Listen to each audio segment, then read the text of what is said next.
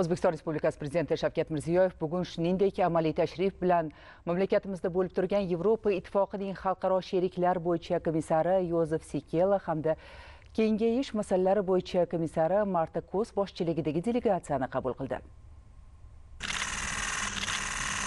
Uchrashuvda savdo-iqtisodiy va investitsiyaviy hamkorlikni joriy yil oktyabr oyida Bryusselga oliy darajadagi tashrif davomida erishilgan kelishuvlarni amalga oshirish orqali rivojlantirish masalalari muhokama qilindi. Yevropa Ittifoqi vakillari O'zbekiston prezidentiga Yevropa Kengashi prezidenti Antonio Koshta va Yevropa Komissiyasi prezidenti Ursula von der Leyenning samimiy salomlarini yetkazdi. O'zbekiston yetakchisi Yevrokomissarlarni Toshkentda Markaziy Osiyo Yevropa Ittifoqi 3-iqtisodiy forumi va Transkaspiy transport yo'lagi va o'zaro bog'liqlik bo'yicha investorlar forumi muvaffaqiyatli o'tkazilgani hamda yakunda mintaqaviy miqyosdagi bir qator yangi qo'shma loyihalar ishga tushirilgani bilan tabrikladi. O'zbekiston Yevropa munosabatlari jadal rivojlanib borayotgani, ikki va ko'p tomonlama hamkorlikning yangi, keng qamrovli kun tartibi shakllangani mamnuniyat bilan qayd etildi. Bu yil Yevropa Ittifoqi bilan kengaytirilgan sheriklik va hamkorlik to'g'risidagi bitim imzolandi. Samarqand va Bryusselda sammitlar bo'lib o'tdi. O'zbekistonning Jahon savdo tashkilotiga a'zo bo'lishi yuzasidan Yevropa Ittifoqi bilan muzokaralar yakunlandi. Yil boshidan buyon tovar ayirboshlash qariyb 7% ga o'sdi. Kengaytirilgan sheriklik va hamkorlik bitimining amaliyotga joriy etilishi savdo hajmi va investitsiyalar oqimining sezilarli darajada oshishiga xizmat qilishi ta'kidlandi. Savdoni kengaytirish va diversifikatsiya qilish uchun hamkorlikning institutsional mexanizmlarini yanada takomillashtirish, sanoat kooperatsiyasi, transport, raqamlashtirish, muhim minerallar, energetika, sog'liqni saqlash va boshqa ustuvor sohalarda hamda yangi qo'shma investitsiya loyihalarini ishlab chiqish zarurligi ta'kidlandi. Xalqaro va mintaqaviy kun tartibidagi dolzarb masalalar yuzasidan ham fikr almashildi.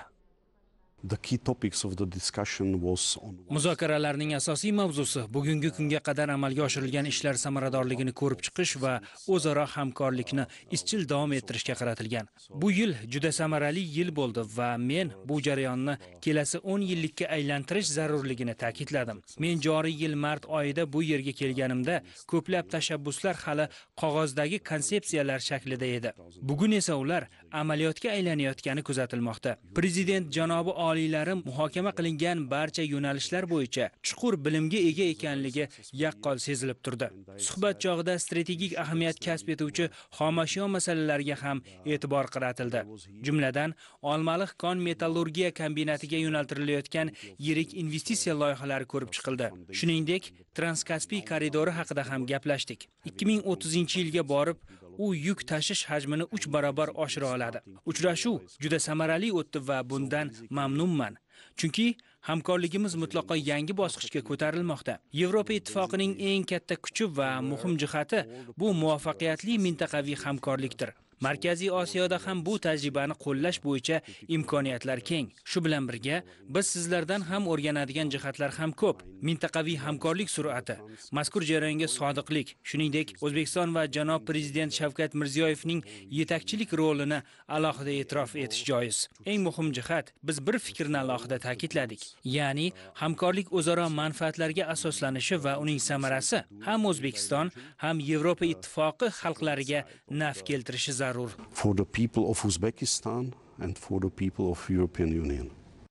This year 2025 is a new 2025-yil Yevropa Ittifoqi va O'zbekiston munosabatlarida yorqin yangi bosqichni boshlab berdi. Bu jarayon Samarqandga Yevroparlament raisi Antonio Koshta va Yevropa Komissiyasi raisi Ursula von der Leyenning Samarqandga tashrifidan boshlandi. Shundan so'ng kengaytirilgan hamkorlik va sheriklik to'g'risidagi bitim imzolandi. Bunday natija bilan men juda faxrlanaman. Bugun biz O'zbekiston prezidenti bilan ko'plab masalalarni muhokama qildik. U kishi har doim ishga aniq va amaliy jihatdan yondashadi. Qaysi real loyihalarni boshlash, hamkorlikning qanday yo'nalishlarini kengaytirish mumkin? Bunga alohida e'tibor qaratdik. Bizda o'xshash g'oyalar ham bor. Masalan, investorlar uchun maxsus platforma yaratish hamda hamkorlikni yanada yaqindan muvofiqlashtirish. Shuningdek, kun tartibida muhim xomashyo sohasida hamkorlik qilish imkoniyatlari ham muhokama qilindi. Ayrim loyihalar allaqachon boshlab yuborilgan. Hozirda biz imkoniyatlarni aniqlash jarayonidamiz va ular juda ko'p. Bu masala bo'yicha muhokamalar kelasi yil ham davom etadi. Bizning suhbatimiz juda ishchan ruhda o'tdi. Ayniqsa O'zbekiston prezidentining mas'uliyatli yondashuvi katta taassurot qoldirdi. U haqiqatan ham o'z ishiga sadoqatli va fidoyi inson.